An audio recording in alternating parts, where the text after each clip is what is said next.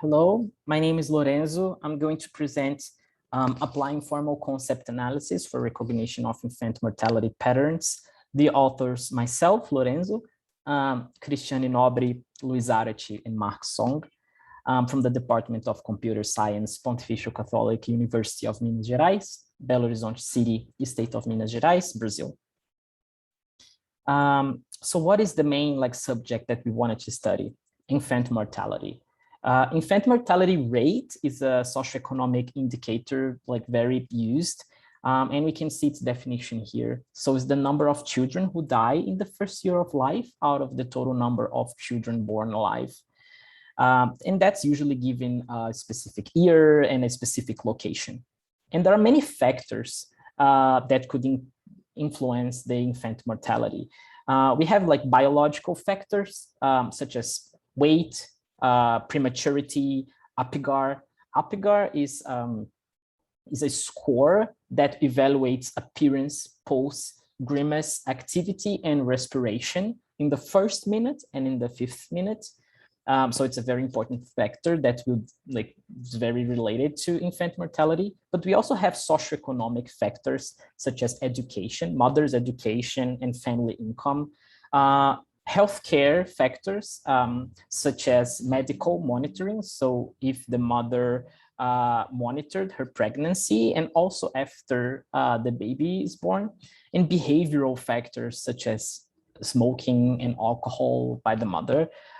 So there are many, many factors, and understanding those factors, those causes, raises possible solutions to improve the quality of life for both child and mother. Right, so that's kind of related to the goal of this work. So we explore data made available by SUS, is a health-related government agency that publishes data, including data regarding births. And the method that we used is formal concept analysis, FCA, in order to recognize patterns through extraction of implication and association rules. And we wanted to focus our attention this work here was focused on the state of Amapá that we can see here on the map on the right, which is the state that we have in Brazil that has the highest infant mortality rate. So we wanted to focus our attention where the problem is bigger as a starting point. So we just used data from Amapá state. So a little bit more of formal concept analysis. We have some key definitions here, and I wanted to focus especially on the first two ones. So formal context and formal concept. So a formal context is a triple that is defined by GMI. G is a set of objects, M is a set of attributes, and I is the incidence relationship. So we can see it's usually visually speaking, it's usually a matrix where every single row is an object, every single column is an attribute. And if that object has such attribute, we put an X, which is exactly the incidence relationship. So that's the formal context.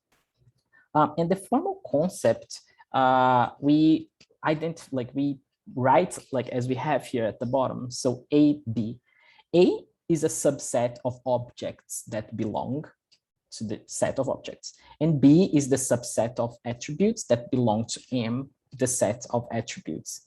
And for us to have a formal concept, a few things need to happen. Here we can see kind of those statements, but what does that mean? So first thing, every object in A has every attribute in B. So that's the first thing that needs to happen for us to have a formal concept. But additionally, and it's kind of related to these derivation operations that we see here, every object in G that is not in A, the subset of objects, there is some attribute in the subset of attributes that the object does not have. And the same way for every attribute in the set of attributes that is not in the B, in the subset of attributes, there is some object in A that does not have that attribute. So this is kind of the things that need to happen for us to actually have a formal concept. So methods, data collection. First thing that it's important to call out here, data collection from DataSUS, the IT department, for the Brazilian Unified Health System. And we worked with two databases. We actually unified those two databases because we have one database for the mortality system and another database for the live birth system. So for us to understand infant mortality, we need to look at both. So we unified this database. And then we went ahead to analysis and exploration of the available attributes. So the selection of attributes is a very important step. And I'm going to deep dive like why and the reasons behind this in the next slides.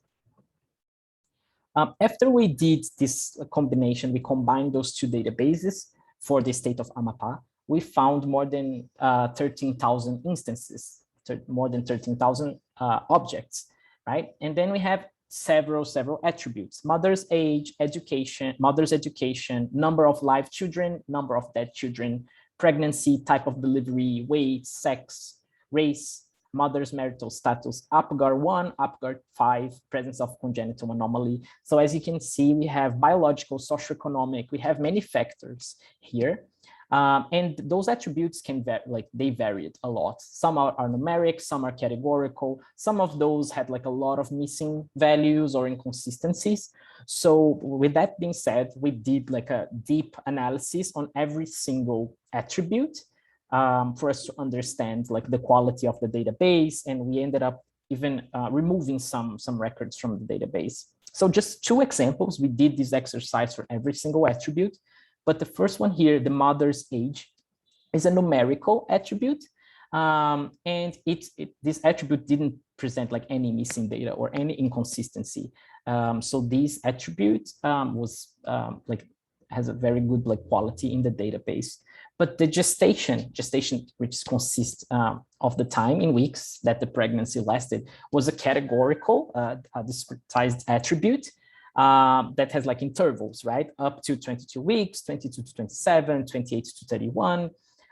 So it's a categorical attribute. And for that one, like in particular, we had like a lot of inconsistencies and lack of information, more than 800. So we removed those 800 inconsistencies. And then we did like repeated this exercise for every single attribute. And after we did all of these analysis, we ended up with a database that was reduced by 12%. But we remained with more than 12,000 objects. So that's the final database that we actually worked on the next phases.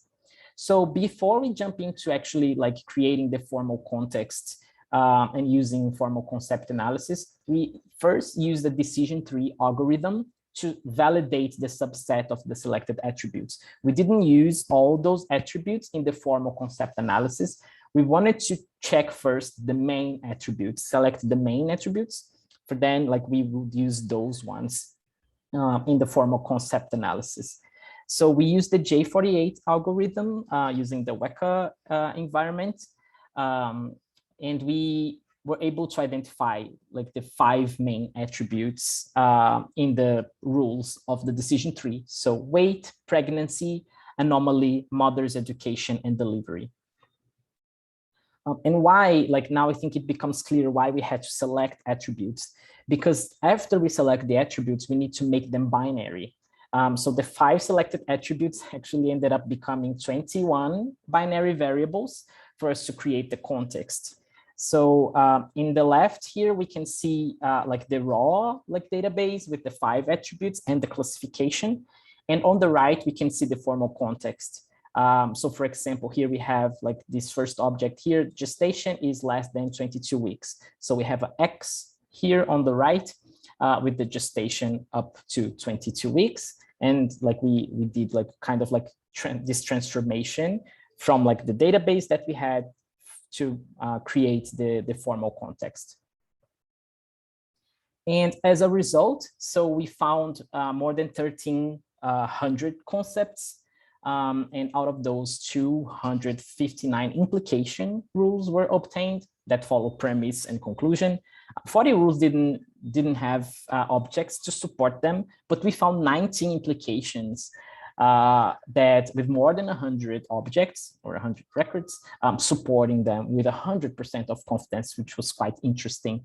And we also found association rules, more than 900 association rules with more than 80% of confidence that follows these rules here.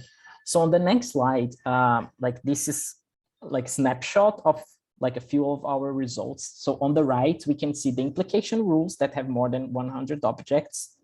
So for example, like this first one, those like these are the binary variables that we created for the formal context, right? So what does like this first one means, for example, that the weight 2 to 3 kilograms, school, mother school, 8 to 11 years, childbirth was normal, and the child does not have anomaly, means that the child is alive. So we found like 19 implication rules with more than 100 objects with a pretty good confidence. And in terms of association rules, we have like interesting findings here. Like the first one here, we have like 99% of confidence that will not have anomaly, and that makes sense. Anomaly is not that common, it's quite rare. So that's an association rule that was found. But we can see other interesting association rules here. For example, we have the gestation 37 weeks to 41 weeks and doesn't have anomaly, means like with basically 100% of confidence that the child will be alive. So we found many association rules. That's just like a snapshot of a few of our results. So actually talking about the results, it was possible to observe like many implications that presented the classification alive as a consequence of the premise, right? And then like looking at those rules specifically, we were able to find that longer periods of gestation are a very relevant factor for the child's survival. And also another like finding was that the child's weight is also a very important factor here. So usually when the weights tend to be more than 2 kilograms, the child, like it's very likely that the child will survive in the first year of life. And lastly, like no congenital anomaly is also a very strong factor that will like very likely dictate that the child will be alive on the first year of life. So conclusions of this work. So the implications and association rules showed like mainly influence of biological characteristics, which was quite an interesting finding. We had other attributes that were not biological, but the biological one stands out. So that's kind of like one of our the main results and our like main conclusions. So biological factors are like very important ones in terms of infant mortality rate. And as a proposal for future work, we want to study, like this work was mainly focused on the rules that has the child alive as a consequence, but it would be interesting to study the rules where the child is dead as a consequence, really for us to understand like the main reasons why the child can die on the first year, right? So that's something that we aim to do as well. And also like study other regions, right? We focus on Amapá state, but it would be interesting to understand other regions to see if the rules are the same or we have specific rules by region. So it's also a proposal for future work. Here we have our references. And that's it. Thank you for your time. We have here our emails in case you want to send any questions or feedback. Thank you very much for your time.